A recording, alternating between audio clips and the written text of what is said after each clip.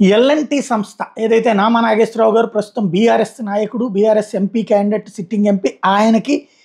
ఆయన సంస్థ ఎల్ఎన్‌టికి సుప్రీంకోర్టులో ఎదురు దెబ్బ తగిలింది. శరావతి పంప్డ్ స్టోరేజ్ ప్రాజెక్ట్ కేసులో సుప్రీంకోర్టులో ఎదురు దెబ్బ తగిలింది. సర్వోన్నత న్యాయస్థానంలో ఎల్ఎన్‌టి సంస్థకి సంబంధించి కీలకమైనటువంటి పరిణామం చోటు చేసుకుంది. కర్ణాటక రాష్ట్ర ప్రభుత్వ సంస్థ కేపీసీఎల్ చేపట్టిన శరావతి పంప్డ్ స్టోరేజ్ ప్రాజెక్ట్ టెండర్ల ప్రక్రియను చేపట్టింది. ఎంఈఈఎల్ ఈ టెండర్ దక్కించుకుంది. ఈ టెండర్ ప్రక్రియకి వ్యతిరేకంగా ఎల్ఎన్‌టి సంస్థ కర్ణాటక హైకోర్టును ఆశ్రయించింది. ఎంఈఐఎల్ కేపీసీఎల్ని ప్రతివాదులుగా చేర్చింది. ఈ కేసులో ఇరుపక్షాల వాదనలు అయినటువంటి హైకోర్టు అప్పట్లో దాన్ని కొట్టేసింది. ఏదైతే ఎల్ఎన్‌టి పిటిషన్ కొట్టేస్తే ఆ సంస్థ మళ్ళీ సుప్రీంకోర్టును ఆశ్రయించింది. స్పెషల్ లీవ్ పిటిషన్ దాఖలు చేసింది.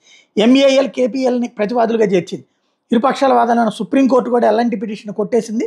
సుప్రీంకోర్టులో లారెన్స్ అండ్ టూబ్రోస్ ఏదైతే ఎల్ఎన్‌టికి పెద్ద ఎదురు దెబ్బ అయింది. ఇది ప్రతిష్టాత్మకమైన శరావతి పంప్డ్ స్టోరేజ్ ప్రాజెక్ట్ కోసం టెండర్ ప్రక్రియను సవాలు చేస్తూ ఆ సంస్థ దాఖలు చేసిన పిటిషన్ కొట్టివేయడం అన్నటువంటి, అది కూడా ఏకంగా చీఫ్ జస్టిస్ డివై చంద్రచూడ్ నేతృత్వం ధర్మాసనమే సుదీర్ఘంగా ఈ వాదనలు విని కొట్టేయడం అన్నటువంటిది సంచలనమైంది.